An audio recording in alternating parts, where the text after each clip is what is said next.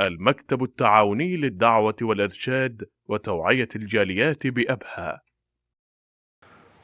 بسم الله، الحمد لله، والصلاة والسلام على رسول الله وآله وصحبه ومن والاه. أسأل الله عز وجل أن يجعل اجتماعنا هذا اجتماعا مرحوم وتفرقنا من بعده تفرقا معصوم، والله أسأله ألا يجعل فينا شقيا ولا محروم. أتقدم بين يدي إخواني الدعاة المرابطين في سبيل الله في الدعوة إلى الله عز وجل، وأنا من أقلهم في هذا المجال، ونسأل الله ينفع بهم وبجهودهم. لا يتردد الإنسان أنه يكون مع إخوانه أمثال هؤلاء الدعاة المباركين ولا يعرف قدرهم وجلالة عملهم وما يقدمونه إلا الله عز وجل. وقل اعملوا فسيرى الله عملكم ورسوله والمؤمنون. أنا في هذا اللقاء لست مدربا، إنما مذكرا، والمذكر يذكر أناس يعرفون ما يقوله، ولكن من خلال عملي في مجال التدريب ذهبنا شرقا وغربا، ويعني لعل بعض الأشياء وبعض الأمور طيبة لكل منا أنه يتدارسها، فنحن نتدارس مثل هذه القضايا المهمة. في طريق الدعاء يحتاجون كثيرا إلى الأساليب، والحكمة ضالة المؤمن.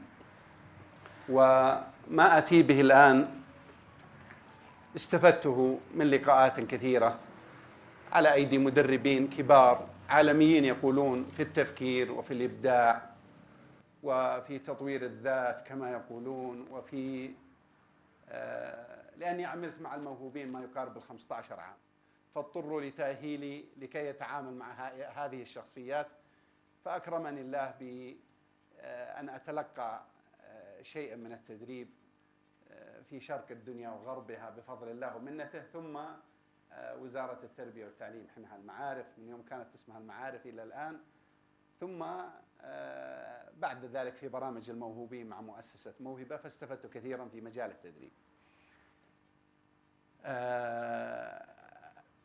إخواني وأحبتي، لا بد لكل منا أن يفكر في التغيير. أنا أقوله اليوم عندنا برنامج في جامعة الملك خالد اسمه مطمئنون، فيسألون إيش عندكم يا أهل التربية؟ ماذا تغيرون؟ ماذا تريدوا أن تغيروا؟ ففي ظلال قوله تعالى إن الله لا يغير ما بقوم حتى يغيروا ما بأنفسهم. النقطة الأولى التي أريد أن ألفت النظر لها أن هناك يعني قضايا في التدريب كثيرة. اليوم ليس يوما تدريبيا، أنا مستعد ولو مع 5 من إخواني اللي في دعوة الجاليات أني أحضر لهم مرة أخرى وكيف يديرون ضغوط حياتهم، الضغوط التي يمرون بها في حياتهم. كل منا عنده كثير من الضغوط، نقدمها مع موظفي الجامعة على مدى أيام، نقدمها لكم في يوم. كذلك في استثمار الوقت أيضا إذا أردتم لها يوم أيضا آخر. ثم أيضا في فهم شخصيتك أنت، يسمونها تطوير الذات، لكن حنا عندنا في ظلال قوله تعالى وفي أنفسكم أفلا تبصرون. في ظلال هذه الآية تقدم الغرب ونحن تأخرنا، وأصبحت النظريات النفسية يباهون بها ويستخدمونها ويؤثرون بها على الناس، ونحن أولى الناس بها. من مفاتيح الداعية أن يعرف نفسه أولا وأن يعرف الآخرين. إذا ما عرفنا الناس ما نستطيع نصل إليهم. ولا بد مع رئيسك في العمل يفترض أنك إذا عرفت نمط شخصيته أنك تعرف كيف تتعامل معه، ومن خلالها تتعرف على احتياجات الناس، تتعرف على احتياجات المدعوين. أنا استحيت من أخي أبو عبد الرحمن إني أسأل عن تفصيلات، أبغى أعرف منه كل واحد جالس، لكني توقفت قلت روحوا على بركة الله. يعني ليس القصد إلا اللي أعرف إيش احتياجات الأشخاص اللي أنا بسوي تدريب لهم. بعدين طلعت التدريب لا، لقاء عابر زي هذا اللقاء العابر مع أمثالكم من المهتمين بالدعوة، فاسمحوا لي كمتخصص في التربية وكذا أن نتكلم في النواحي اللي تتعلق بالأسلوب. وأنا أعرف أن المحتوى المعرفي اللي عندكم محتوى ثري، لكن عندنا في الأساليب بعض النقص. وكيف نتعرف على مثل هذه القضايا إذا ما عرفنا أنفسنا؟ عالمنا الكبير يعني نجده في أنفسنا، لكن قليل من الناس من يرجع إلى هذا النفس البشرية ويدرسها ويفهمها ثم يتعرف على الأشخاص اللي، لكن هو دراسة الشخص اللي أمامك. أنا ما يديرني رئيس عمل إلا لو عرفت نمط شخصيته، ويمكن جلستي مع كل منكم الآن أعرف كل اللي تقابلت قليلا معهم، أعرف كيف نظرته لي. ولا يمنع في بعضهم ينظر إليك إن عنده حركات كذا قرعة ما لها داعي، وعنده مثلا لو جلست معه فترة طويلة وشخص آخر معجب وشخص آخر، هذا نمط شخصيته. نمط شخصيته أنت لو فهمتها لقدرت تنوع البشر. تنوع الاختلاف هذا هو طيف الماء، زي طيف الموية، أزرق وأحمر وأخضر وكذا، وهو ماء واحد، وجعلنا من الماء كل شيء حي. إحنا اللحظات هذه بعطي تاءات ذهبية، تاءات ذهبية مهمة جدا. من أول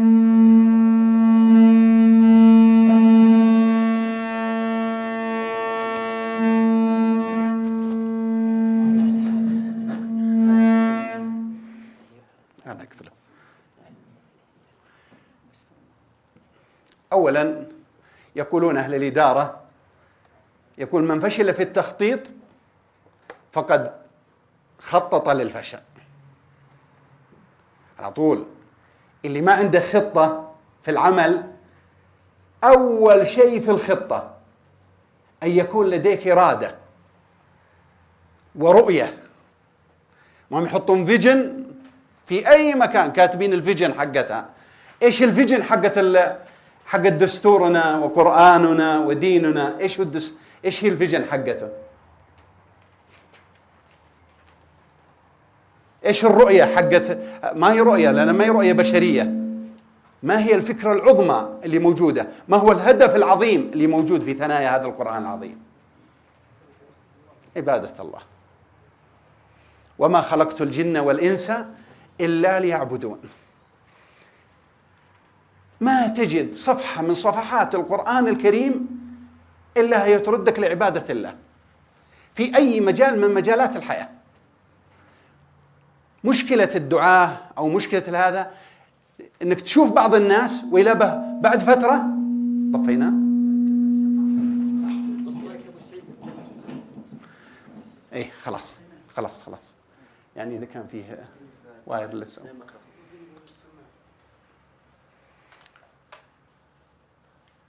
فكل القرآن الكريم تحت مظلة العبودية لله عز وجل. عندما ترى إنسان بعد فترة وإذا به قد قل طموحه، قل عطاءه، قلت حماسته، يقولون الناس ايش يسمونها؟ يقولون ايش؟ عدم الثبات. ايش بالفلان ما هو ثابت؟ ايش اللي يخلي الناس يتغيرون؟ لأن الرؤية ما هي واضحة، الرؤية غير واضحة. لكن لما تكون الرؤية واضحة تجد الإنسان يثبت إلى أن يلقى الله. يقول لي اليوم الوكيل فلما جاني قالوا إيش النواحي التربوية يبغى؟ قلت شفت سحرة فرعون في الصباح يقولون بعزة فرعون إنا لنحن الغالبون. لما جاء المساء وإذا بهم شخصيات أخرى، قال آمنتم به قبل أن آذن لكم لأصلب. قالوا اقضي ما أنت قاضي إنما تقضي هذه الحياة الدنيا. إيش اللي صار في حياتهم؟ رؤية جديدة غير الرؤية اللي في الصباح. الرؤية هذه تجدها عند إنسان بسيط ما هو مشهور، يعمل في الظلال زي إخواننا الدعاء اللي في مثل هذا المكان، ما هم في الصورة، بعيدين عن الأضواء، لكن قربهم من الله أكثر من الناس اللي برا. ومن قال لك إن هدف هذا الدين أننا نشتهر أو يعرفنا الناس؟ لما قالوا لعمر قالوا مات فلان في القصة اللي تعرفونها، قال لكن الله يعرفهم. ويس القرني يأتيه أبو بكر ويأتيه علي ويأتون الصحابة يدورونه ويذهبون إليه، ويسأل عمر بعد وفاة الرسول صلى الله عليه وسلم: أفيكم أويس؟ أفيكم أويس؟ إلين قالوا طلع واحد من وفد اليمن في سنة من السنين، أبو بكر ما لقيه السنين الماضية، فلما جاء عمر وطلع واحد من وفد اليمن قال: نعم هو ابن أخي. إيش اللي تبغاه به؟ قال: كيف هو من رجل؟ قال: خامل الذكر. يا محلى أن تكون خامل. الخامل يقولون الغازات الكيميائية، العناصر الكيميائية، في عناصر نشطة فعالة، في نووية، وفي خاملة مثل الهيليوم، عنصر خامل. يا محلى الإنسان اللي يظهر أمام الناس إنه خامل لكنه ما هو بخامل، عنده طاقة ساكنة، وهذه الطاقة الساكنة تتحول إلى متحركة ودافعة ومؤثرة، وطاقة هم الآن يبحثون عنها، غير البترول وغير الكذا، يأخذون من الشمس. شفت شحعة الشمس كثيرة، لما نضعها في عدسة ترجع تحرق اللي تحتها. وكذلك الداعية يتذكر أن مثل أويس، ما هو السر اللي عند أبو بكر؟ إيش السر اللي عند أويس؟ إيش السر اللي عند معاذ؟ إيش السر اللي عند مصعب؟ هذه الأسرار هي التي أعطتهم المكانة الكبيرة في المجتمع وقد ماتوا. هو ما كان يتوقع أويس أنه بيطلع يذكره ظافر بعد 1400 عام وفي دورة تدريبية، يمكننا مات ذاك الأيام ما له ذكر، لكن كان هدفه واضح، ما عنده في الرؤية غبش، أنه على الحق وأنهم على الباطل، أنه. وبعدين مهم جدا للداعية، مرة ناخذ المقاصد اللي عند الإمام الشاطبي وكذا وناخذها تدريس علمي، بعضهم يدرسها علميا لكن ما يطبقها. المآلات والمقاصد من الأعمال، ماذا تريد من الحج؟ ماذا تريد من الصلاة؟ ماذا تريد من الصيام؟ ماذا تريد من دعوتك؟ يمكن ما أحد يهتدي على يدك إلا نفر واحد، لكن النفر ذا واحد زي بن عثيمين رحمه الله، كان يدخل ابن سعدي ويلقاه جالس في الدرس حقه، ما هو زينا بعض الناس الحين إذا لقي له مثل هذا الوجوه الطيبة قال العدد قليل، ولا يقول والله المتابعين حقيني ما هم بالملايين. من قال لك إن الملايين هي المهمة؟ مين قال إنها المهمة؟ ويأتي النبي ليس معه أحد. أنت عليك النتائج؟ ما علينا النتائج، علينا أن يكون الله راض عنا، واضحة الرؤية عندنا أن مآلات أعمالنا كلها في رضا الله. ولذلك الرسول صلى الله عليه وسلم لما واجه التحدي اللي واجهه وهو رايح للطائف قال: إن لم يكن بك سخط علي فلا أبالي، بس أهم شيء أنت ما أنت راضي علي، أنا ماشي بس أنا ما أدري أنت راضي علي ولا لا يا الله. فإخواني، أول حاجة التخطيط، وأول حاجة في التخطيط الإرادة. والإرادة إحنا نقولها في صحيح البخاري: إنما الأعمال بالنيات، إنما الأعمال بالنيات. أنا لا يضر، وأحسن ما يميزكم يا أهل دعوة الجاليات أنكم تعملون في الليل، في النهار، وفي فراشك، وفي حركتك، وفي سيارتك، وأنت تحمل هم هذه الدعوة. الآخرين يعملون لدنياهم. أنا أظني مقربة كثير، أي معني. فالتخطيط يا إخواني نقطة مهمة جدا، ومهم في التخطيط أشياء كثيرة تحتها، من أهمها التهديف. لازم يكون المرمى واضح، مرمايه رضا الله، المرمى حقي والهدف حقي رضا الله عز وجل. الهدف إذا كان واضح للإنسان، أنتم تشوفون عندنا في هذا لما يرمون بالبندقية، يرمي قال رميت، قال ها من جنبها شوي، يرمي من هنا قال من جنبها، يرمي فوق قال من جنبها، من تحت من جنبها. بعضنا يقعد حياته كلها من جنبها. احنا نبغى نصيب الهدف، نبغى نحطها في الثمانيات زي ما يقولون، ولذلك قال الله عز وجل في سورة الكهف في آخرها: إيش سمى العلم؟ إيش؟ رشدا ولا لا؟ اللي هو في كبد الهدف، ماذا أريد أني أصل إليه. ولذلك اللي يثبتون دائما، اللي يثبتون في دعوتهم ويعيشون لهمهم إلين يدخلون قبورهم وهم واثقين بمبادئهم، هم هذولا اللي هدفهم واضح. الهدف واضح، هو إيش؟ العبودية لله، تحقيق العبودية لله.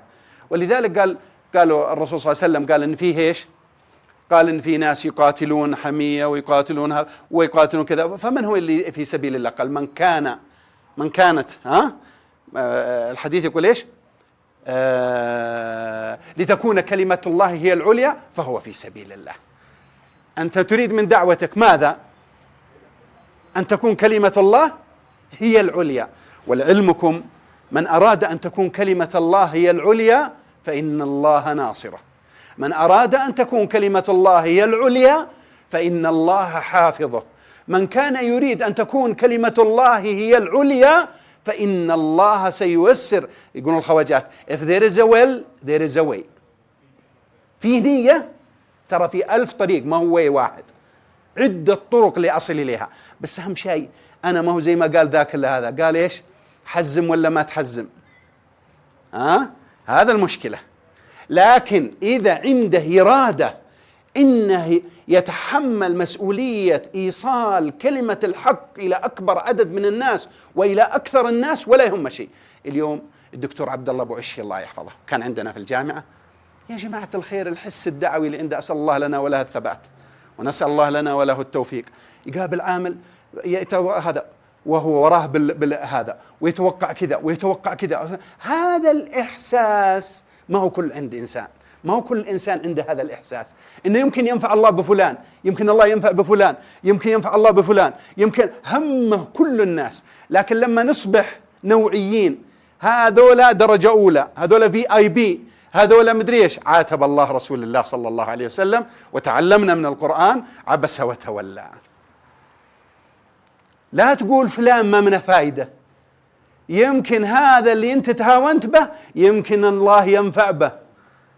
ودائما نتذكر أويس ونتذكر الغلام في صحيح مسلم في باب الزهد الذي أسلموا أهل نجران كلهم على هذا الرجل. ليه؟ لأن الرؤية واضحة عنده.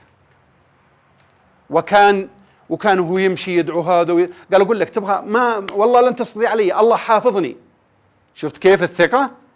شفت ثقة الإنسان الذي يأمل لله أن الله حافظه. طيب منين تجينا الدقات اللي في الرفرف واللي من وراء والصدمات اللي نجيدها في الحياة وفي بيوتنا وفي هذا؟ قل هو من عند أنفسكم، ما هو من عند الله، ما هو في سبيل الدعوة. الصدمة اللي جاتك ما هي من الله. أو كلما أصابتكم مصيبة قلتم إيش؟ أن هذا. قل هو من عند أنفسكم. على طول راجع نفسك، راجع هذا، بعدين نرجع له في التقويم. تاء ذهبية التقويم لكنها في الأخير. مهم جدا أننا في التخطيط أن نفكر في التغيير. أي تغيير؟ التغيير الإيجابي. كان أهلنا وأجدادنا قبل 600-700 عام اقروا كتاب حسن محمد حسن 4 مجلدات عن الحضارة الإسلامية والعلمية اللي كانت فيها. والله لا تتعجبوا، ما تفرق عن الجامعات الحالية. أمين مكتبة ومعامل ومختبرات ونسخ وشيء حركة علمية هائلة. كتاب حسن محمد حسن تاريخ الإسلام. هذا مو تاريخ قتال وحروب ومعارك، لا لا لا لا، تاريخ علم، كيمياء، فيزياء، رياضيات، طب، وهذا شيء عجب. موجود، أنا وجدته في مكتبة الجنوب. كتاب قديم لكنه ممتاز، حوالي 4 مجلدات محطوطة في مجلدين، يستوى وزنها ذهب. تدرسونها طلابكم، تعلمونهم منهم أجدادهم. طيب ليه وصلنا إن ما نلقى في القرية من يقرأ لنا الكتاب؟ مع أن الآن الحمد لله دكاترة وأطباء ومهندسين وما شاء الله بأعلى الشهادات. أنا كنت في قرية يخطب فيهم من يوم أنا في 3 متوسط، ما في القرية أحد، ما في القرية أحد. لكن الآن كثر الناس الذين يدعون إلى الله، كثر الناس المؤهلون، كثر، فهذا خير من فضل الله. ثم ما وجدناه في دوحة هذه الجزيرة وفي ظلال لا إله إلا الله وفي ظلال هذه الحكومة الطيبة المباركة، فانتشر العلم وانتشر الخير وانتشرت الدعوة وانتشرت في كل مكان. وما السهام التي تلقى الآن على هذه البلاد إلا لأنها مستهدفة من أعدائها لما تقوم به من دعوة إلى الله عز وجل ونشر لدين الله. وهذا واجب وفرض ليس لنا فيه منة ولا فضل، هذا حق الله علينا أهل هذه البلاد. الله خلقنا لهذا الأمر. الإيمان يأرز في آخر الزمان ما بين مكة والمدينة كما تأرز الحية إلى جحرها. هذا واجب على أهل هذه الديار وليست فضيلة، ونسأل الله أن يثبتنا وإياكم على مثل هذا. وعندما يأتي مثل إخواننا هم منا وفينا الذين يأتون من أطراف الأرض إلى هذه الأماكن، فإنه من الأشياء المهمة في الدعوة إلى الله عز وجل أن دعوتنا عالمية وليست خاصة بعرب، وليست خاصة بترك، ولا خاصة بأي جنس أو لون، إنما هي دعوة عالمية. ويبدأ بها الحمد لله رب العالمين for all beings الحمد لله رب العالمين، رب كل شيء سبحانه وتعالى، ليس رب العرب ولا رب الترك ولا رب أي جنسية من الجنسيات، فهو دين عالمي. فهذه الرؤية عندما يضعها الإنسان، رؤية أويس ورؤية أبو بكر ورؤية العشر المبشرين بالجنة، رؤية أصحاب رسول الله صلى الله عليه وسلم، أتيناكم لنخرجكم من عبادة العباد إلى عبادة رب العباد، ومن ضيق الدنيا إلى سعة الآخرة، ومن جور الأديان إلى سعة الإسلام، تعطيك الثقة واليقين إلى أن تلقى الله ولا تنتظر النتائج، ولا تنتظر النتائج. سلفك في ذلك الكبار هؤلاء. ولذلك أنا أقول من باب إعادة الرؤية لكل داعية حتى يرى الرؤية زين، لازم يعرف الشخصيات العظيمة هذه، لازم ندرس أويس مرة ثانية. فيأتيه فلما شافه عمر رضي الله عنه وهو يصلي تحت راحلة، أخذ الحمار ركب عليه هو وعلي، كل واحد على حمار، ويلا على المغمس، أظن هناك الإبل حقت إيش أهل اليمن هناك. هو ما وصل مكة وقال يا ولد أنا فاتني الرسول وأنا حي قاعد مع أمي الآن فرصتي في أبو بكر وعلي، خلني أروح أشوفهم. أبدا، جالس هناك مع الغنم خامل الذكر. في بعض الروايات يقولون يشفع في عدد مضر. الله الله، إذا ديننا ما هو حق شخصيات ومشهورين ومتابعين وكذا، إنما هو إيش؟ الله يعرفهم. هدفنا واضح أن الله يراني. ولما وصلوا إليه قال فشاف عمر، شاف تحت شجرة هناك قاعد يصلي، قال إن كان في الأرض أويس هو ذاك الرجال. يعني إيش؟ صلاة أصلي، صلاة أصلية. هو قاعد بجنب الحرم يصلي وكذا عينه كذا، ويصلي سناب كذا، يصور يقول أبشركم إني وصلت الحرم وأنا أصلي الآن. وهذا أويس جالس هناك. لكن شوف فراسة عمر، قال إن كان في الأرض أويس هذا هو الرجل. الصلاة هذه سكينة أويس. أنا والله لما أقرأ القصة هذه كل كلمة فيها تسوى وزنها ذهب للدعاء. ويأتون إلى هذا الرجل البسيط البعيد والكذا، قالوا يقرئك رسول الله السلام. بعد إيش؟ وفاته بسنين وكذا يقرئك السلام. حارب معهم في أحد، قاتل معهم في بدر، وكان مزامن لهم. هل كان داعية زي معاذ؟ هل كان أعلم الناس مثل معاذ؟ أبدا، بعيد عن الأضواء وبعيد، ما عاد ريبة. البر لأمة هو سر كل هذا المعركة، كل هذا الكلام. مقصدك من وجودك في هذا الحياة ما هو؟ هدفك واضح ولا ما واضح؟ إذا ما هو واضح أعد أولوياتك. يمكنك تنتظر أن الناس يشوفوني، الناس يدرون بي، الناس ما علموني، أنا مغمور، شوف ما شاء الله هذول اشتهروا، هذول فازوا بالكذا. لكن الله يعلم، الله يراك. وإذا رآك الله عز وجل فمن ذا بعد الله عز وجل؟ وقل اعملوا فسيرى الله عملكم ورسوله. الرسول باقي حي؟ لا أبدا، سوف يراك في الآخرة إن شاء الله، وتكون من أقرب الناس إليه. والمؤمنون، لا يهمك إلا المؤمنين. هذول المؤمنين هم شهداء الله في الأرض. لا يهمك أي أحد يشغلونك، يعوقونك، يتحدونك، حتى لو زوجتك في بيتك، حتى زوجتك. إن من أزواجكم، هذه يواجهها أي داعية. لكن والذي نفسي بيده ما استعنت بالله ذلل الله كل التحديات. وكذلك الغلام في صحيح مسلم لما ترجع إليه، هو درى أن بنذكره الآن؟ يعني كان ينتظر أنه يحط له هذا الباب في صحيح مسلم؟ من الذي عرفه وذكره ورفع ذكره في الدنيا والآخرة؟ أليس الله؟ تراه مغمور في زمانه، ولكنه مشهور عند الله، معروف عند الله.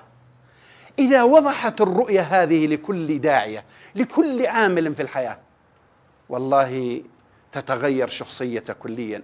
سحرة فرعون في الصباح يقولون بعزة فرعون، وفي المساء يقولون اقضي ما أنت قاضي إنما تقضي هذه الحياة الدنيا. فارق في يوم واحد، نعم في يوم واحد، في لحظة واحدة. الرؤية في أي تخطيط ما نصوم إلا لنا هذا الرؤية من الليل، نبيت النية إن بنصوم. تبيت النية هذا ما الروتينية كذا بس، هذا لا، هي صياغة الشخصية، هي تكوين عمل جديد ناجح، هي اللي يشوفونها في وجهك ترى الناس الآخرين وأنت لا تراها. نور من عند الله، ونور الله لا يهدى لعاصي. النور هذا إذا الله حطه عندك، ولذلك يقول الله عز وجل إنما يخشى الله من عباده العلماء. ارجعوا تفسيرها عند ابن كثير، يقول ليس بكثرة الرواية. من اللي قالوها؟ قالها ابن مسعود، وقالها ابن عباس، وقالها مجاهد. قال ليس بكثرة الرواية، إنما هو نور يقذفه الله في قلب العبد، ونور الله لا يهدى لعاصي. كم من إنسان بسيط. أنا يوم من الأيام كنت في عماير مكة، وجلسنا مع الشيخ العامر في هدية الحاج والمعتمر، يمكن شفتوها، من أنجح المؤسسات في الدعوة إلى الله وفي إظهار محاسن هذا الدين وتسهيلا على الحاج والمعتمر بطرق جميلة أسسها الحصين الله يسكنه الجنة. قعد 7 سنوات وينخر في السرطان، ما حد يدريبه ولا يعلم الناس وش عنده، رئيس الحرمين.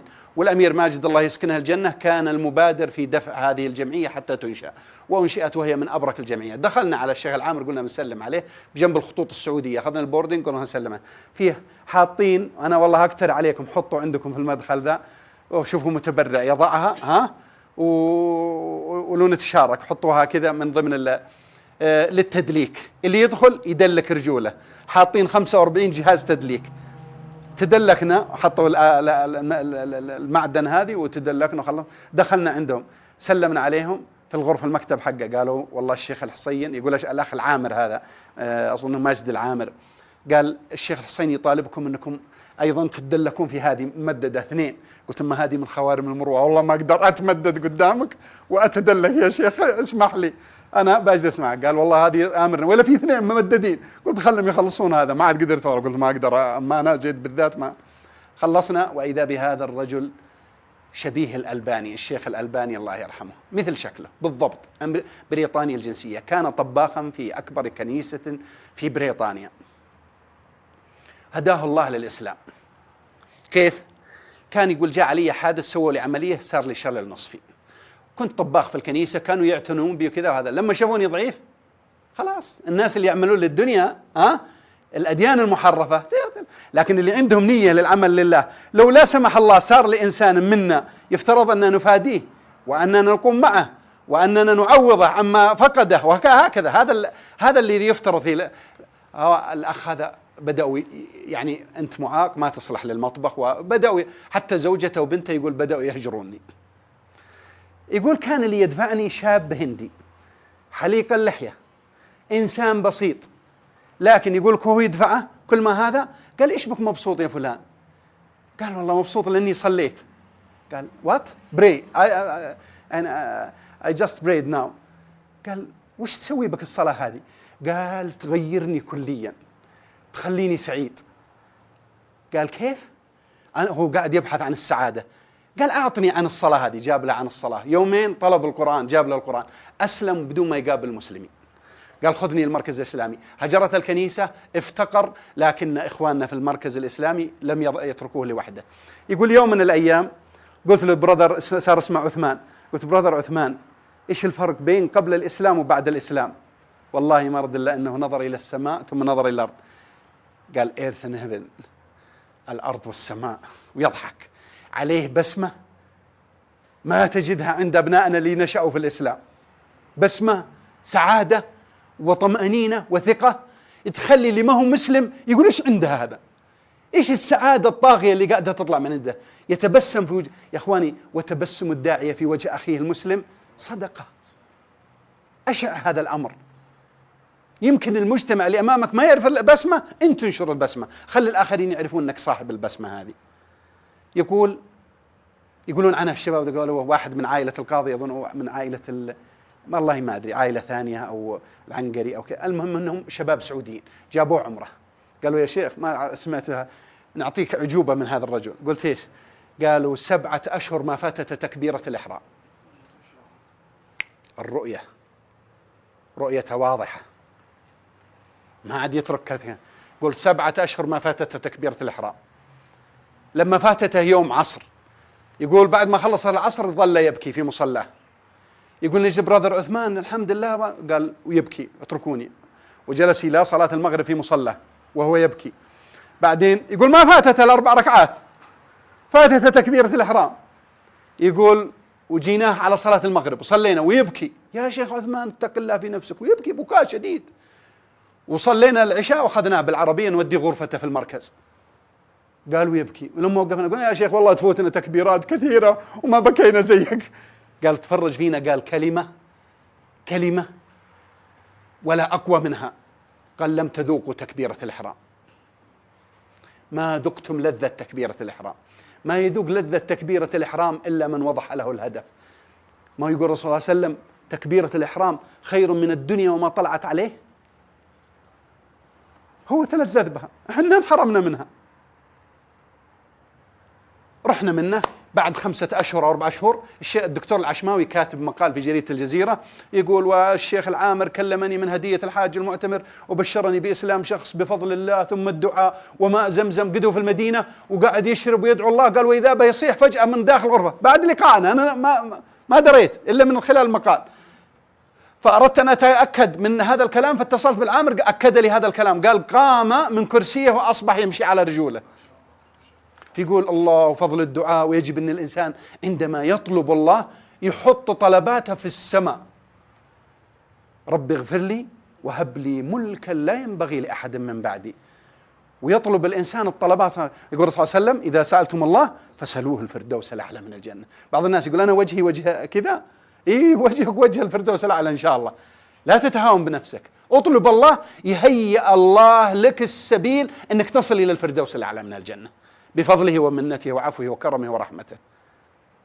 يقول كذا كذا. قلت ما جبت يا دكتور عبد الرحمن النقطة الأساسية اللي سمعناها. 7 شهور ما فاتت تكبيرة الإحرام.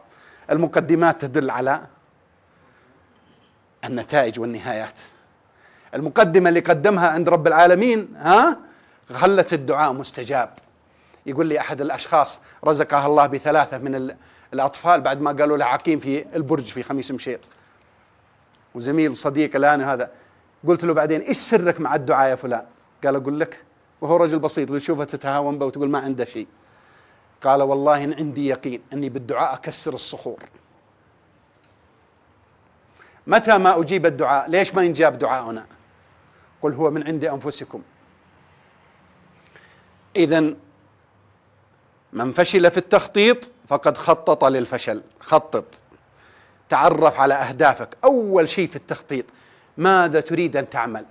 حط لك أهداف في حياتك. أريد أني أصل إلى كذا كذا. التجارة حطوا أهداف وصلوا لها، أهل التربية يخططون في مدرستهم وصلوا لها. أنا أيضا أنا راعي تربية أخطط. عندنا أهل التربية والتعليم لازم يخطط يوميا، يحط أساليبه اللي بيصل بها في دعوته، ويحط أهداف له، ويحط تقييم لهم، ويحط يعني كل ما والبرامج اللي بيسويها لإيصال من أراد. قلت لك أنا من فشل في التخطيط فقد خطط للفشل. هذه حطها في بالك.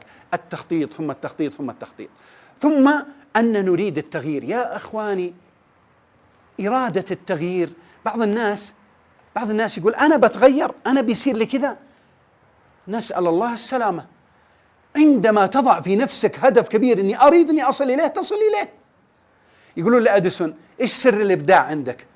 إيش أفكارك الإبداعية؟ كيف جبتها من الإبداع ومن التفكير الإبداعي؟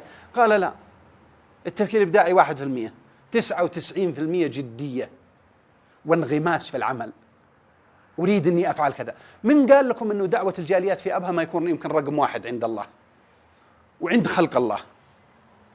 ويمكن ما يظهر ليوم من الأيام إن الذي تعملونه هنا أنه كان عظيما، من تنتظر؟ لعيبة الكرة فازوا بما يريدون في الدنيا، وراعي سباق السيارات فاز بها في الدنيا، وراعي المال والتجارة فاز بها في الدنيا. لكن أنت الفوز العظيم فين؟ أنت تقول أنا أريد الحياة الباقية، أنا أريد رضا الله عز وجل. ووالله لا يرزقك في الدنيا، لكن يمتحنك ويبتليك، ويمكن يتأخر 5 سنوات 6 10 15. كان الرسول صلى الله عليه وسلم يقول لأصحابه: والله ما الفقر أخشى عليكم، ولكن أخشى أن تبسط عليكم الدنيا فتنافسوها. الآن بعض الناس يقول الأفق والله ما في الرزق شيء، وما أدراك، بس الآن ابتلاء ويأتيك الرزق إن شاء الله.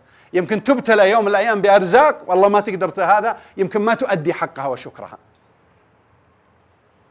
فإحنا نريد التغيير أيضا، تاء مهمة جدا، بس التغيير إيجابي. بعدين التغيير أي تغيير، بعض الناس ما هو حاط هدفه أنه يعني لما كان معاوية يمشي أمام أمه وأبوه، أبو سفيان وأمه هند بنت عتبة، كان يمشي فكأنها أعجبت به أمه، قالت هذا الولد خليقا يسود قومه. قالت أمه على طول: ثكلته إن لم يسد العرب. يعني الله يجعلني يفقده، إذا ما بيسود العرب فأنا ما أبغى ولد. هي درت أنه يوم من الأيام بيصير ملك العرب، سأصبح ملك من ملوك العرب ومن دهاة العرب ومن دهاة التاريخ الإسلامي.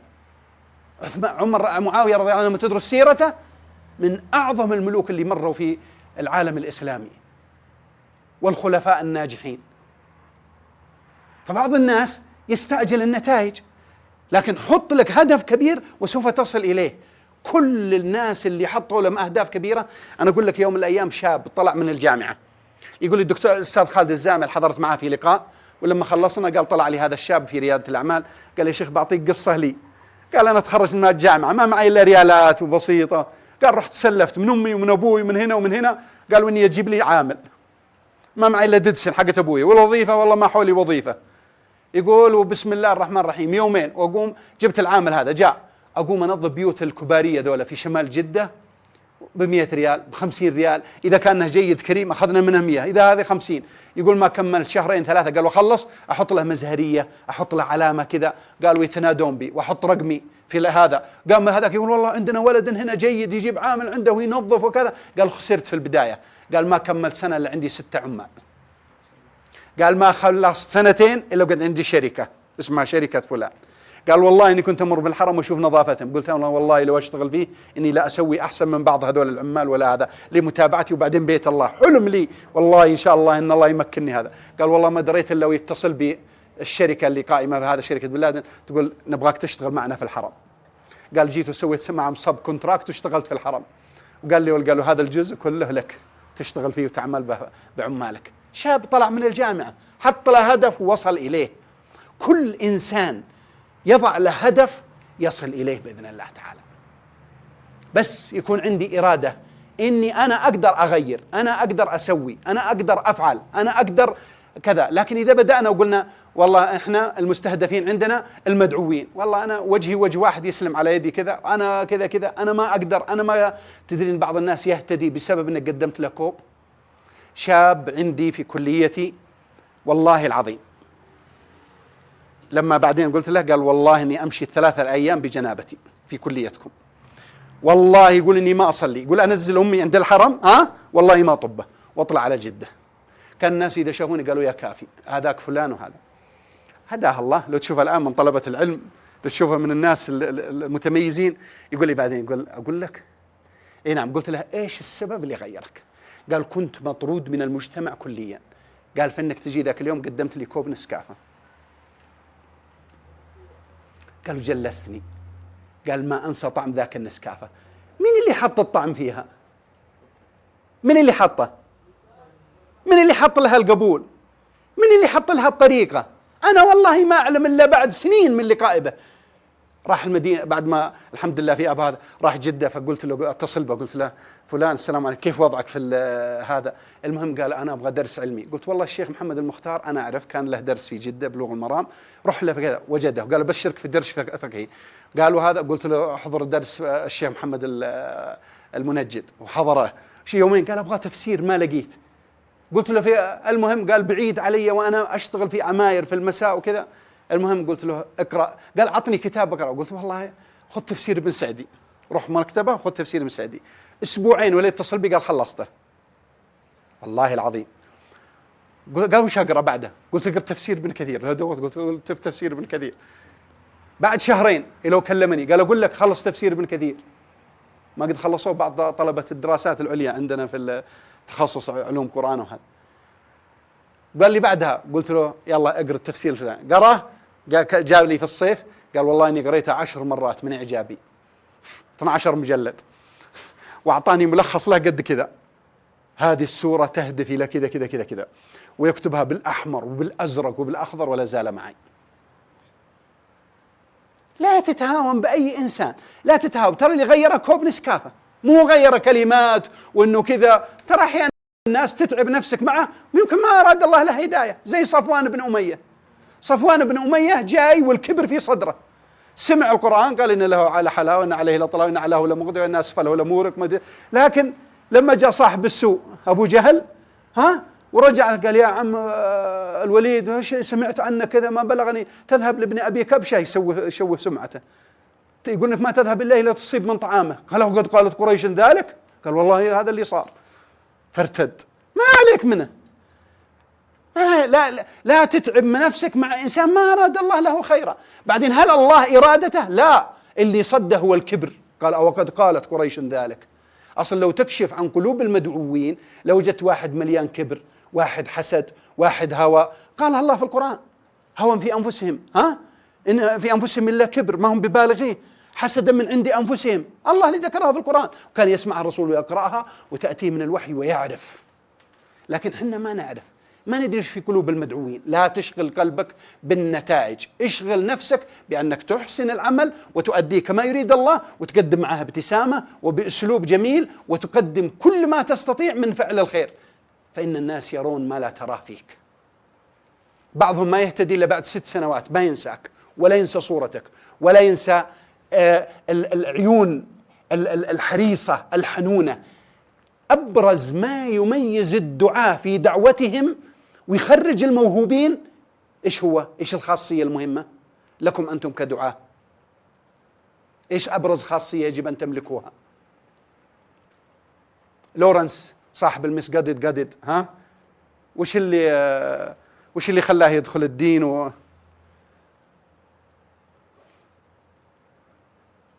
يعني لا يغرك ان انت اللي بيهتدي على يدك فلان. يمكن هذا يجي ظروف يتذكرك ويعود الى دين الله عز وجل. ايش سألت انا سؤال؟ قلت ايش؟ ايوه، ما هي ابرز خاصية للداعية اللي يريد انه يخرج اخرين ويكون الله ينفع به بالاسلام والمسلمين، وتبقى انت مغمور وهو يطلع يشتهر ويكون نفعه كله في المحقن حقك، كلهم يتعبون ويرجع لك. ايش ابرز خاصية؟ هذه في ادبيات البحث العلمي عند الغرب الان. تفضل. الاخلاق. ممتاز. ما يا شيخ؟ الاخلاص. جزاك الله خير. قدوة. الحوار. التواضع. عدم الاستعجال. الله يجزاك خير. والله لا نملك إلا نقول جزاك الله خير يا أخي. منين جبتها؟ اسم الكريم؟ يحيى ليش؟ ونعم الله يا شيخ يحيى، جزاك الله خير يا شيخ يحيى. الرحمة تدرون ايش سموها في الغرب؟ قالوا to be very warm. to be very warm، أن تكون دافئ جدا. شفت دفء صدر الأم في الصيف وفي الشتاء يا محلى. الدفء ما هو بالحرارة، ولذلك سمى الله الدعاء وسمى الله أهل العلم أو كذا فضل العالم على العابد شبه بماذا؟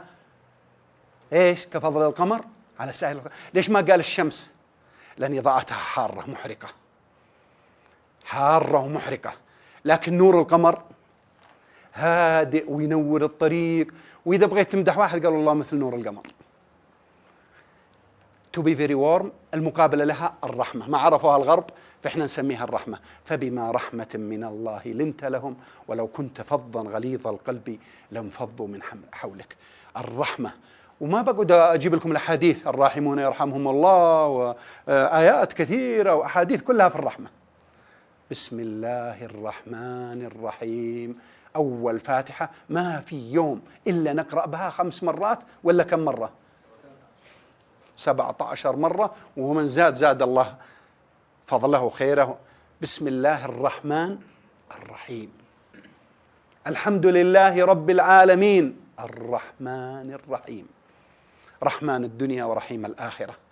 إذا لم نكن رحيمين بالناس رفيقين بهم ونتقبل صدماتهم ونتقبل مشاكلهم، فصراحة خلاص فقدنا هذا. بعدين يهتدي لان أبدا، شاف منك اللين وشاف منك الطيبة وشاف منك هذا، توكل على الله وروح. يجي واحد بعد 6 سنوات يضرب على الجرح اللي انت كنت عليه، ثم يسلم هذاك الإنسان لك جزء منه، لأن الله عز وجل قد أحصى لك هذا الجهد وقد أحصى لك هذا الأثر، ولا يعلم الناس إنما يعلم الله عز وجل، ويكفيك هذا. إذن التغيير بعد ليش؟ بعد التخطيط. ثم التهديف اللي ذكرناه سابقا، لا بد من التهديف، لازم يكون لنا أهداف واضحة. ثم بعد التهديف التركيز. حضرنا عند مدرب تايلاندي واعطانا في التركيز دورة لمدة 3 أيام في التركيز. أول ما بدأ معنا سوى لنا التمرين هذا، سووا مثلي.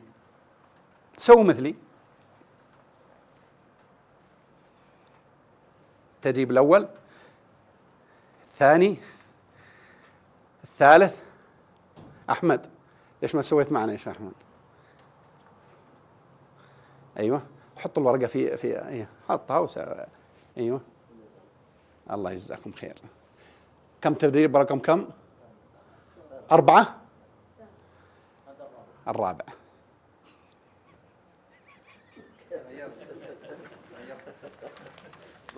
أنا أعرف أنك انتبهت لي، بس إيش؟ واحد اللي انتبه، إذا ما انتبهوا المجموعة خلاص ما يهمني. من اللي انتبه غير الشيخ؟ ها؟ من اللي انتبه؟ ما انتبهنا. ها؟ ترى إينشتاين يوم طاحت عليه التفاحة واكتشف قانون الجاذبية، ها؟ لأنه ركز، بينما احنا نطيع على رؤوسنا تريلات تفاح ما انتبهنا لقانون الجاذبية. الداعية دقيق ملاحظة، لماح، مركز، خاشع في صلاته.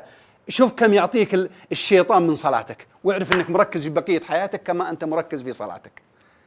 الشيطان ما يتركنا، ندخل البيت معانا، في الأكل معانا، دورة المياه أكرمكم الله والملائكة معانا، في الفراش معانا.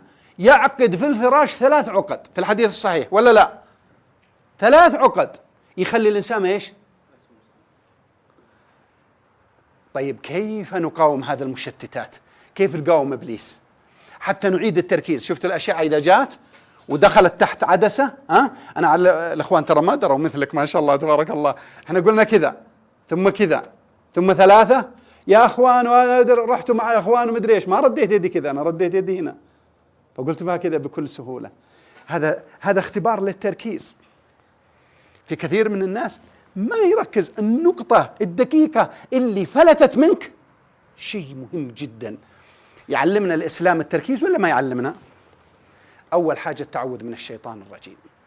أكبر مشتت للإنسان، ترى الصراط المستقيم ما هو للصلاة فقط، الصراط المستقيم حتى علوم الدنيا، انك تكون في المكان المناسب، في المصنع، في المختبر، في غرفة العمليات كذا، هذا صراط الله المستقيم. الضلال انك تبعد عنها، تكون هذا انك تستخدم القنبلة النووية تحطها تقتل بها البشر، هذا أو أي قنبلة زي ما يعملوا في إخواننا في سوريا ويقتلون. هذا هو البعد عن الصراط المستقيم. لكن أي شيء يمشي فيه الإنسان كذا يتدخل إبليس يحاول يحرفك عنه، يخليك ما تركز. الأنبياء ما سلموا منه، قال ما أنسانيه إلا الشيطان وأنا أذكره. يبغانا مرة ثانية. جلست مع الدكتور فاروق الدسوقي من الصباح إلى قبل المغرب، اللي فاز بجائزة الملك فيصل العالمية في القضاء والقدر، كتابين مجلدين.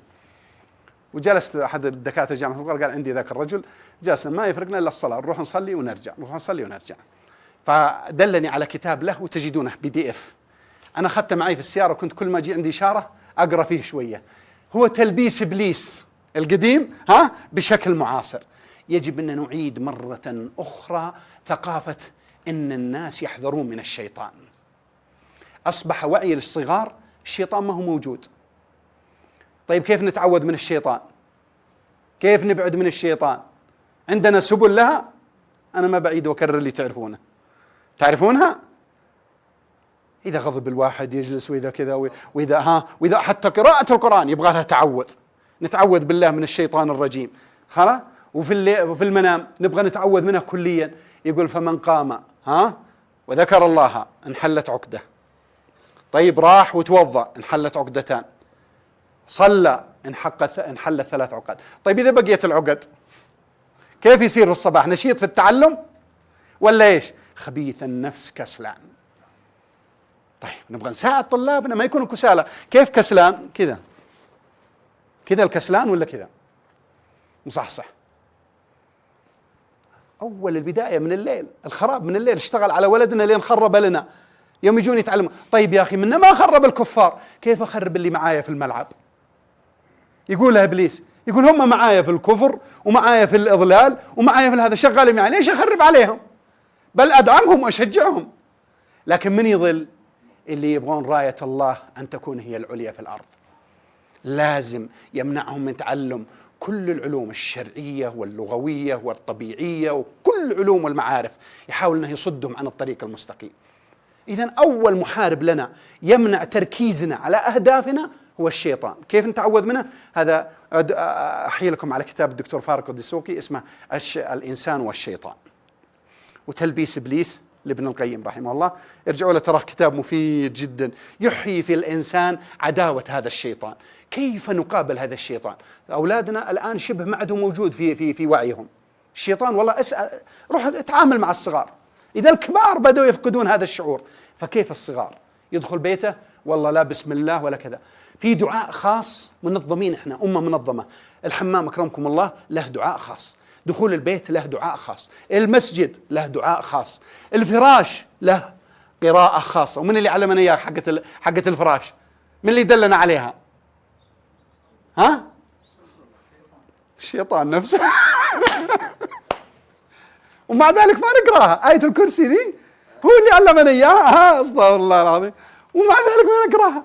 ونجي اليوم الثاني خبيث النفس كسلان، تسلم على الواحد عند الإشارة وأنت مبتسم قابلك كذا، تقول والله أنا أخطيت فعود أرجع كذا، لأنه لا زال مكربن وما بيبتسم إلا بعد الساعة 10، لأن الشيطان معه. خبيث النفس كسلان. لكن اللي استطاع أنه يتخلص منها في الليل وش بيكون؟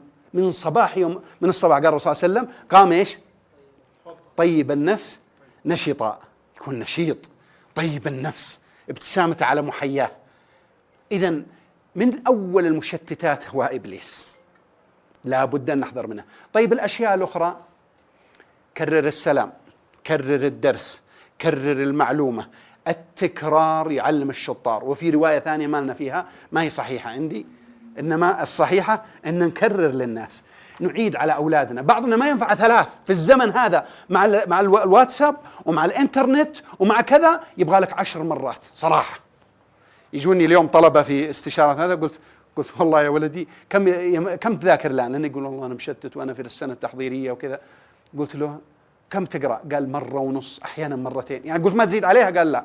قلت والله يبغى لك 5 و10، يبغى له 15 حتى يتقن المادة، حتى يكون ماهر. شوف كثرة التكرار تخلي المهارة عندك، والمهارة هذه هي المطلوبة عندنا. مشكلتنا أن ما عندنا مهارات. الطبيب يتخرج ما عنده مهارة، المدرس يتخرج ما عنده مهارة، المهندس يتخرج ما عنده مهارة. يبغى له مهارات. كيف تجي المهارات؟ بالتطبيق. التاء الرابعة والخامسة التطبيق. تطبيق يا إخواني، خلونا نطبق. مدرس عندنا أنجز إنجازات رائعة في علم النحو، ولما جيت سأل طلابه قال والله من كثر التدريبات والتطبيقات 5 6. يقول والله كانت أكره مادة لنا لين جانا هذا الدكتور. الآن نقرأ اللوحات الإرشادية والله نعربها من حبنا للنحو. المادة اللي هي هندسة اللغة كانت مكروهة أصبحت لذيذة. بيش؟ بالتطبيق. نحن لا نطبق، دروسنا كلها نظرية. تطبيقات ما في تطبيقات. لازم نتعود على التطبيقات. طبق، حاول، جرب كذا. والتجربة مدرسة بحد ذاتها، تعلمك أشياء كثيرة. فالتجريب والتطبيق والممارسة. خلاص أعطوني 9 دقائق ولا خلاص 9 دقائق بختصر. لا هذه إشارة لي، ما هي إشارة لكم، أعرفها في التدريب لأن أكثرنا من هذا وما فيه مع أن شو اسمه الفلاش والله معي، لكن ما هي دورة، هذا كلمات سريعة ورؤوس أقلام. ننتقل من التركيز والتطوير ننتقل إلى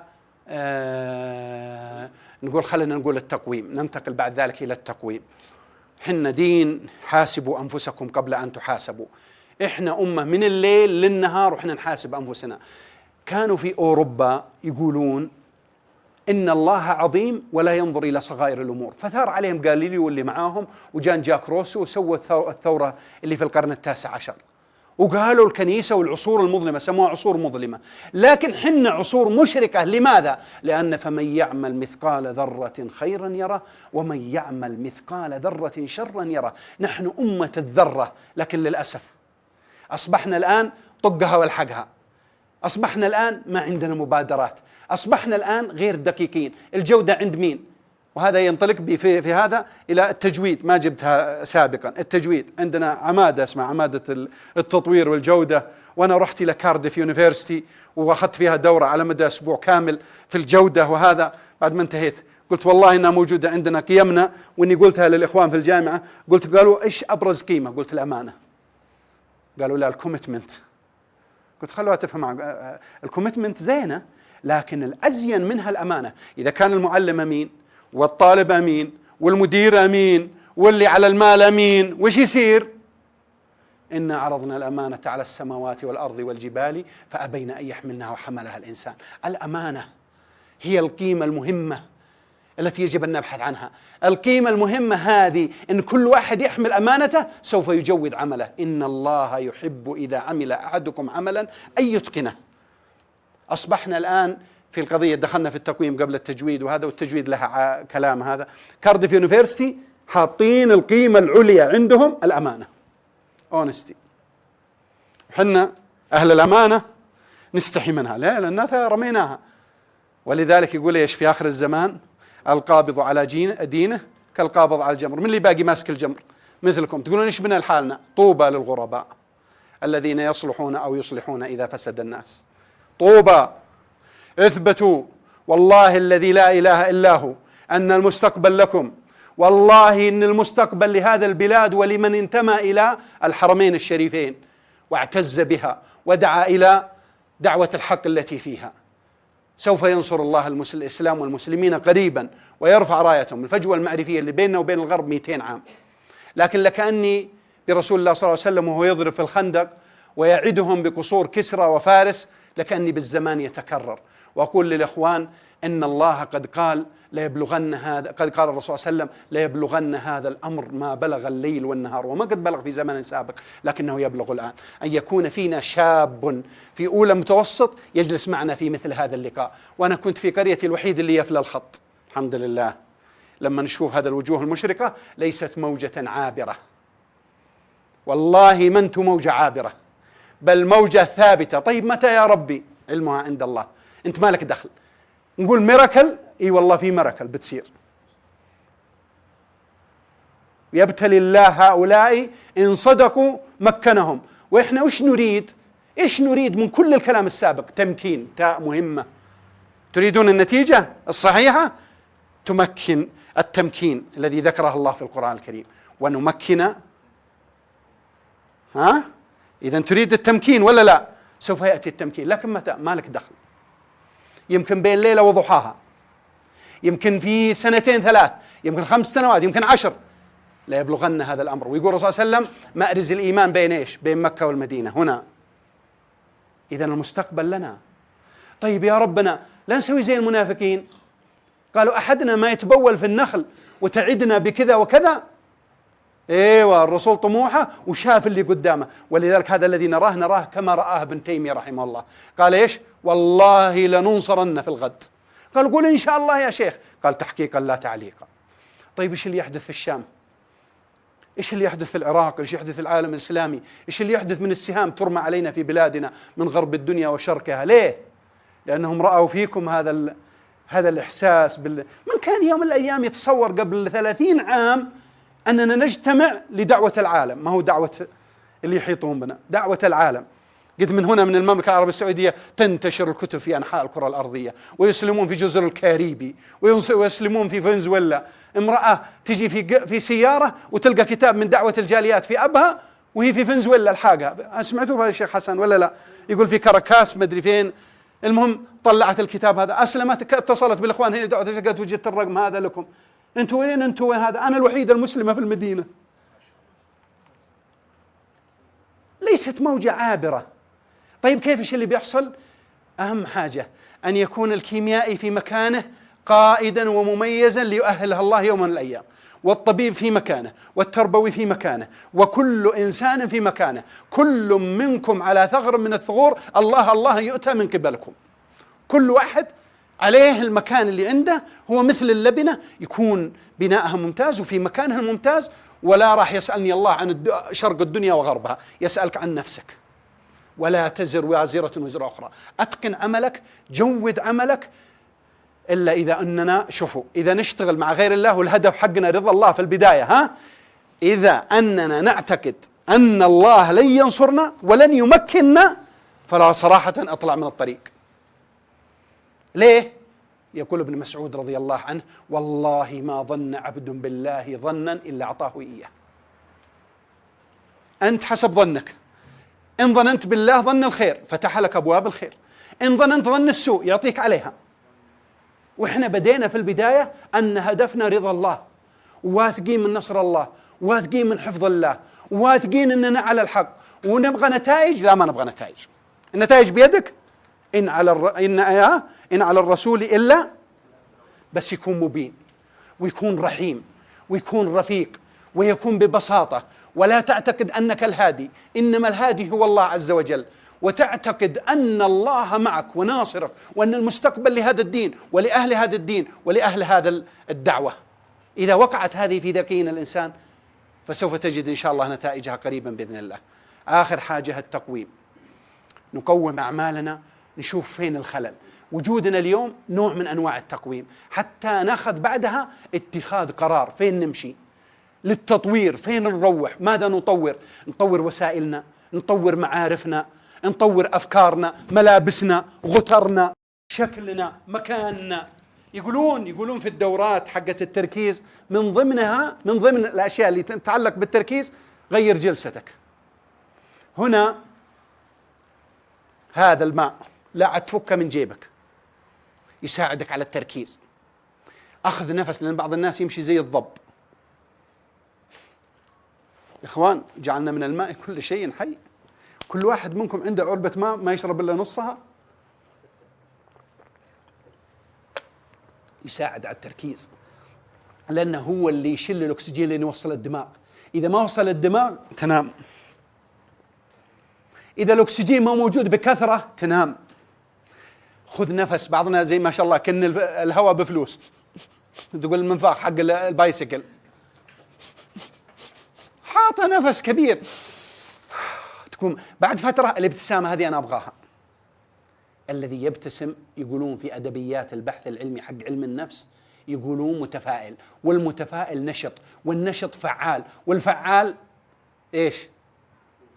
يصير نووي، يصير إنتاجه طيب إن شاء الله. الماء، شرب الهواء، تغيير هذا. أحيانا أكون مليت أكفت، أحيانا غيرت التغتار هذه. لا تقعد حياتك كلها وأنت قايل كذا. صحيح والله. ممكن أحيانا أحتاج إني أقول بغطرتي كذا، أربطها كذا زي أهل الديرة، شايف، وأغرزها هنا وأتحرك براحتي. صحيح والله. وأكون نشط. هذا في البيت لو تلبس جنبية. مليت من قراءة كتاب ممل وهذا، البس جنبية. ثوبك لا يقعد القلم إلين أموت وهو كذا محطوط هنا، وقدم يعرفون نمط شخصيتي. أهلك غير شيء. قال صلى الله عليه وسلم: كونوا شامة بين الناس. من كثرة العمل ورتابة العمل ما عاد أغير شخصيتي، لا أغير. مرة بنظارة، مرة أشوف لها صن جلاسز كذا حلوة كذا فيها ظلال وهذا. يوم من الأيام يعني تجديد الجلسة أحيانا، وأنا أتحرك برتابة معينة. هذه لا بد نغيرها شوية، حركتنا، نشاطنا، رتابة هذا تسبب ملل للإنسان. تكرار أني أمشي على نمط واحد، يقولوا نخرج من الصندوق. هذا يقول التفكير الإبداعي، ما بتكلم معكم في التفكير الإبداعي، هذه أخذتها عند إدوارد بونو في جمهورية مالطا على مدى 3 أيام. أخذنا القبعات الست عند صاحبها وعند هذا. وأحب أني أقول لكم أنه يقول ما دام أنكم أهل القرآن وأهل دعوة، وقد قلتها عند طلاب حسن، يقول ما وجدت صفحة من صفحات القرآن الكريم إلا وهي تثير تفكيري الإبداعي. صاحب القبعات الست نفسه، رحنا له القصر قلنا له جاملتنا يا دكتور إدوارد. قال أنا ما أدري إن في مسلمين، هو جراح مخ وأعصاب بريطاني مشهور وصاحب القبعات الست والكورت وكذا. قال أنا قرأت القرآن كاملا، قرأت الأولد تستمنت والنيو تستمنت، شايف كيف، وقرأت البوذية وقرأت الأديان وقرأت الفلسفات، لم أجد صفحة من صفحات القرآن إلا وتثير تفكيري الإبداعي، الليترال ثينكينج، الكرييتيف ثينكينج، التفكير اللي خارج الصندوق عندنا في القرآن الكريم. لكن من قرأ قراءة تدبر، من قرأه وهو يتفكر تفكر ساعة كعبادة سنة. ليه؟ لأنك بتعرف طريق رب العالمين. اللي يقرون ما هو بس قراءة بصرية، لكنها قراءة بقلبه، يتمعن يتدبر. هذول اللي يتدبرون أقوى على الشيطان من أي شخص آخر، يثبتهم. القراءة التدبرية تثبتهم في زمن الفتن، في زمن زلزلة العقائد وزلزلة الأخلاق. ختاما، التطوير هو نتيجة انتهاءنا من التقويم، أننا نطور أداءنا، أننا نطور أعمالنا، أننا نجدد في أعمالنا، أن نبحث عند الآخرين في الإنترنت، في مثل هذا اللقاء، في سؤال أهل الذكر، أن أبحث في الكتب، أن أتدرب، أطور مهاراتي. الاتصال له دورات، أنا أخذت دورة في الاتصال، أخذت عند رئيس هيئة التدريب في قناة الجزيرة اسمه الدكتور عبد العزيز الحر، ورجل فاضل طيب الحقيقة، واستفدت منه كثيرا في الاتصال، كيف تكون متصل جيد مع الناس. أحيانا بعض الناس يقول والله أنا استمعت من ظافر، صدقني بعد العشاء يسألونك وش قال ظافر، انك نسيت وش قال، الا كان انك دونت بعض الكلمات. ما يقال ينسى، وما يرى يمكن ان تتذكره، ما تفعله هو الذي لا تنساه، الذي تفعله هو الذي لا تنساه. لكن قليلا من الناس من يعمل. قال الله عز وجل في القرآن الكريم يا أيها الذين، قال إيش؟ لما تقولون ما لا تفعلون، يا أيها الذين آمنوا لما تقولون ما لا تفعلون، كبر مقتا عند الله أن تقولوا ما لا تفعلون. الفعل هو الأخطر، التجربة هي الأخطر، إنك لما أقول لك كلام تروح تطبقه. إذا قلنا كلام علمه، قل لزوجتك، قل علينا أن نفعل كذا وكذا وكذا، هذا يثبت المعلومات في أذهاننا، هذا يخلينا أكثر تطويرا لأدائنا. الاتصال، قلت لك الاتصال ما كل اتصال، احنا نحسب ان الان سمعنا وان تاثرنا وتغيرنا. لا، لو سوينا الان تجربه عليكم، وقلت لك انا بقول لك بالورقه ذي بنسويها، بس علم اللي وراك، وانت تسوي وتعلم اللي وراك. يوم تشوف الصور اللي يحدثونها اللي وراك والله تشوف عجائب، تضحك. اذا اللي تشوفه بعينك يؤثر، واللي تسمع باذنك يؤثر، واذا عملت الشيء بيدك يكون اكثر تاثيرا. احنا بحاجة بعد ذلك إلى التطوير، تطوير أدائنا، تطوير أساليبنا، تطوير معارفنا، تطوير مهاراتنا. أسأل الله لمن جمعنا في هذا المكان وكان سببا فيه أن يغفر له ويتجاوز عنا وعنه ويرضى علينا وعليه. وأسأل الله لهؤلاء الدعاة، كل من يعمل في سبيل الله، اللي موجود هنا واللي خارج هناك، اللي مع طلابه واللي في مجتمعه، واللي إن شاء الله مع رعيان غنم، واللي مع راعي مصنع، واللي مع رجل أعمال، كل إنسان منا على ثغر، والله عز وجل يعلم بس من الصادق. أسأل الله أن يجعلني وإياكم من الصادقين. يا أيها الذين آمنوا اتقوا الله وكونوا مع الصادقين. أسأل الله عز وجل أن يجازي وزارة الشؤون الإسلامية ممثلة في هذا المكان وهذا المنبر العالي. أنا قلت لكم وزير الشؤون الإسلامية، قلت لكم أنه لا تستغربون خادم الحرمين الشريفين يجيب الوزير السابق، وقلت له الصباح، وأثني على جهوده وأثني على اتزانه، وأثني على مصداقيته ورؤيته الدعوية. فأسأل الله أن يبارك فيه كوزير، وأسأل الله أن يبارك في أميرنا أمير المنطقة الذي يتيح لأهل الدعوة دعوتهم ويشجع مثل هذه اللقاءات الدعوية التي تنشر الخير في الناس وتنشر الوسطية في الناس وتنشر الاعتدال في الناس. وأسأل الله أن يبارك في المسؤولين عن هذا المكتب والقائمين عليه والمنسقين ودعاته، الذي قد يكون واحد منهم خير منا عند الله ولا نعرفه، لكن الله يعرفه ويعلم صدقه ويعلم إخلاصه. فأنا والله تشرفت بأن أكون مع إخواني أتدارس معهم، وأنا خجل من نتائجهم عند رب العالمين، لكن هو ابتلاء لكل منا. فقد يكون المتكلم أقل بركة وأقل عطاء وأقل مكانة عند رب العالمين. لكن شكرا لكم أن أتحتم لنا هذا اللقاء، شيخ حسن والإخوان الأخ عبد الله والإخوان اللي معكم في المكتب. وأسأل الله يجزيكم إخواننا الدعاة الأفاضل الذين صبرتم معي في هذا اللقاء. شكر الله للجميع، ونسأل الله يجعل اجتماعنا هذا اجتماعا مرحوم وتفرقنا من بعد تفرق معصوم، وأسأل الله لا يجعل فينا شقيا ولا محروم. صلى الله وسلم على نبينا محمد. جزاك الله خيرا. خليك معنا هنا يا شيخ.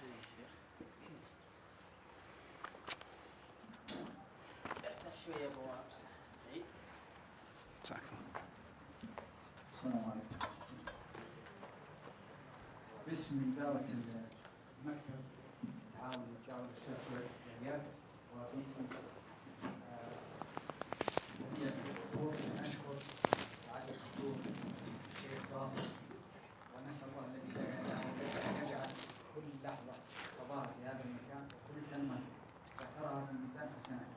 حقيقة لست يعني أولى شخص أنت بعد وظافر، ويعني مدير حوار بسيط. أستاذ حسن هو مديرنا وهو الأولى، لكن وكلكم خير مني، ولكن استاذن دكتور ظافر في حوار بسيط ما لديه استفسار أو وبعدها يمكن أسئلة دقائق، ثم عندنا رياضة بسيطة، وأعلم أن أغلبكم ما كان من أجل الرياضة التي لا تنسى هي نكتة إن شاء الله. لكن طول يسوي دعاية يعني نسوينا ما أدري يجده سؤال أو شيء. عنده شيء؟ طيب اسمح لي، أنا عندي حقيقة استفسار بخصوص تاء آخر أريد أسأل عنه، وهو التأجيل. التسويف. نعم. أو نحن حقيقة الحمد لله العلم اليوم ووصول المعلومة والمعرفة سهل ويصل ونطلع ونسمع ونحضر خطب جمعة باستمرار نتذكر، لكن وفي الغالب نحب الخير وودنا نعمل شيء، إنما ابتلينا بهذا التاء الآخر وهو التسويف والتأجيل في أعمال الخير. فنقول سنفعل، لكن ما هو الآن. ليش أنا تجنبتها؟ لأني مبتلى بهذا المرض. لأني مبتلى بهذا المرض يا شيخ عبد الله، فتجنبت إني أقول. وما يعني الباقي أني ما أقصر فيها. وقد قال الرسول صلى الله عليه وسلم: اللهم يعوذ بك من العجز والكسل. فالعجز عدم توفر القدرة، ولكن الكسل أن تتوفر القدرة ثم لا يكون هناك عمل. هذه يعني مشكلة أزلية، ويعني مرتبطة بالعمل، وكما قال الله عز وجل: لما تقولون ما لا تفعلون. فهذه من المشاكل الأزلية التي نعاني منها، ولو أننا نعمل بقدر ما أعطانا الله عز وجل من قدرات ومن طاقات ومن كذا لتغير حال العالم كله. لكن قدرة إبليس على أنه يعني ينزع منا بركة العمل وبركة العطاء. وتربيتنا الإسلامية الحقيقة أنها تربية العطاء الذي ليس له حدود. فهذه من المشاكل التي نعاني منها، وأنا أعاني منها من أول من يعاني منها. ولكن كما يقولون فيه سباق في إحدى السباقات في بريطانيا أو ما أدري في أمريكا، الفارق بين الحصان والحصان أنف فقط، والفارق 75 مليون. بس أنف هذاك دخل قبل الأنف حق هذا. وعند رب العالمين فمن يعمل مثقال ذرة ما يضيع. أخشى أنها تضيع أعمارنا ثم نندم يوما من الأيام أننا سوفنا وأجلنا وقلنا يعني كما يقول هذا tomorrow not today is the lazy always say، ولا لا؟ هذا كان يدرسوا لنا اياه في اللغه الانجليزيه في المرحله المتوسطه. هذا كلام الكسول دائما، بكره بكره بكره بكره، ونموت ولم نحقق شيئا من المشاريع. فانا والله من المقصرين في ان يكون لي سهما مع اخواني في دعوه الجاليات، لاننا الان في مكان دعوه الجاليات.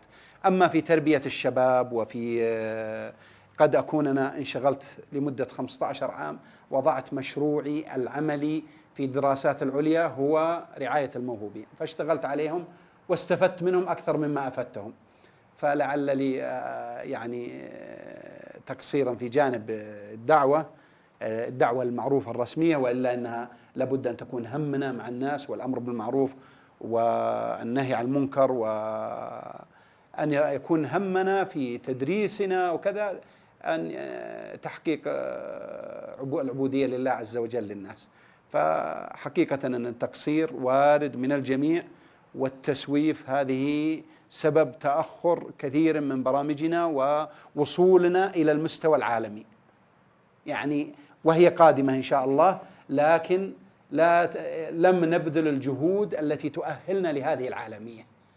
وإلا لو بذل الجميع كل من في أبها بقدراتهم وبإمكاناتهم المادية والجسدية لوجدت مجتمعا آخر، ولوجدت أن العالم يمكن قد تغير، لكننا ما بذلنا. وهذا من إبليس ومن اتباعنا للشهوات واتباعنا لأهوائنا، فأخرتنا كثيرا. نسأل الله أن يصلح حالنا وأن يوفقنا وإياكم إلى العمل بما يرضي الله عز وجل. ويعني أنا أتكلم عن نفسي، لا ما بتكلم عن الآخرين. فالتسويف هذا ضمن التقويم، هذا ضمن التقويم، لكني أتكلم مع الموجودين، فإن شاء الله أنهم ما هم مسوفين، فما أطريتها ولا جبتها يا شيخ عبد الله.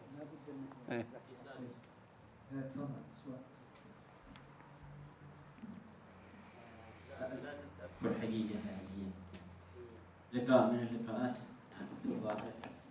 تحدث عن الذكاءات، يقولون 7 يقولون 9 يقولون أقل وأكثر، وذكر أنها التقى صاحبها وأنها أضاف ذكاء جديدا لعله علاقة بما نحكي اليوم، ولعله تعرج عليه ذلك. بحكم عملنا مع الموهوبين لازم تعرف ذكاءات الناس. ناس يكتبون في الذكاء العاطفي، وناس يكتبون في الذكاء الهندسي، وناس يتكلمون في الذكاء الرياضي، حتى الذكاء الطبيعي. في واحد يمر بالأشجار الجميلة ولا يراها جميلة، هذا ما عنده الذكاء الطبيعي. لكن بعضهم يوقف ويقول شوف السحاب، شوف الجمال الطبيعة، شوف يا أخي الأشجار كيف خلقها الله عز وجل. هذا عنده الذكاء اللي هو يسمونه natural intelligence، يعني الذكاء الطبيعي، نشوف الطبيعة على جمالها. والله عز وجل أمرنا أفلا ينظرون إلى كذا، أفلا ينظرون إلى كذا، أفلا ينظرون، يلفت نظرنا أن هناك جمال. هذا ذكاء من الذكاءات. هذا كتاب هوارد جاردنر، صاحب النظرية اسمه هوارد جاردنر، وله كتاب اسمه فريم اوف مايند اللي هو أطر العقل، وترجمة مكتب التربية العربي لدول الخليج، موجود أنا رأيته في العبيكان قبل أيام، هو معي من فترة طويلة، وحقيقة من أروع الأشياء، وخصوصا الأطباء ينفعهم كثيرا، لأن فيها عن الهرمونات وعن الكذا. اللي كتبوا فيها هو أستاذ في جامعة هارفارد، اللي كتبوا فيها في الذكاءات كلهم عالة على هذا الرجل. حضرنا له في دبي، كان في مؤتمر عالمي للموهوبين وكان حاضرا، فيقول أضفت للذكاءات ذي المعروفة، الذكاء الطبيعي والهندسي والاجتماعي واللغوي وكذا، أضفت ذكائين بعد نتيجة التحليل المتعمق والدراسات هذا ومدري إيش، وصلت إلى ذكائين. للأسف أن الذكائين هذه عندنا من يوم ولدنا، لكن قلت لك نحن أمة يعني ما هي واثقة بما لديها من مخزون معرفي وحضاري. المهم، فيقول وجدت الذكاء الأول الآن اكتشفته، يقول، وما أضافه في الكتاب ذا. الكتاب ذا موجود في الأمريكان، ما هو مضاف فيه، لكن حتى يقولوا لي في بحث، أنا والله ما قد بحثت عنه، لكني أنا سمعته مباشرة من لسانه إلى أذني. أستاذ جامعة هارفارد هوارد جاردنر يقول الذكاء الأول أذكى البشرية هم الذين يعرفون سر وجودهم ومصيرهم. يقول اللي يعرف سر وجوده ومصيره هذول أذكى البشر. شايف؟ يقول هذول أذكى البشر، اللي يعرف سر وجوده ومصيره، يقول هذول أذكى الناس. من هم؟ الرسل عليهم السلام وأتباعهم اللي يعرف ليش وجد، لماذا أنا موجود، وسماها البليفز وما يتعلق بالمعتقدات. اثنين، الذكاء اللي بعده مباشرة، يقول أنا حطيتها في الهرم لأنها، يقول ما جات إلا نتيجة عصر وأبحاث ودراسات إلين اكتشفتها. قال الذكاء الأخلاقي، إنما بعثت، البعثة كلها إنما بعثت لأتمم مكارم الأخلاق. هو يشوف أن أذكى الناس اللي أخلاقهم عالية، أذكى الناس اللي يتميز بأخلاق عالية. ثم بقية ليش الذكاءات المعروفة اللي موجودة في كتابه، يقول هذه أحطها لكم في رأس الهرم. يشهد الله أن هذا حقا كما أني أنطق الآن، ومن شهد الله على باطل فهو كافر. هذه سمعتها من صاحب النظرية نفسها وأستاذها، وكل من كتب في الذكاء العاطفي والاجتماعي كلهم عالة على هوارد جاردنر. فحقيقة هذا اللقاء يعني أنا حضرته، ومن غير إدوارد دوبوني اللي يقول ما في صفحة من صفحات القرآن الكريم إلا تثير التفكير الإبداعي، يقول أنا قرأت القرآن الكريم، ثم يدورون التفكير الإبداعي عند فلان وفلان وفي الكورت وعند تيريز وعند ما أدري من يقولون، وهي عندنا بس ما نتدبر. نسأل الله بعزته وجلاله أن يوفقنا إلى العمل بكتابه، وأن يوفقنا إلى تدبر كتابه والعمل بما فيه.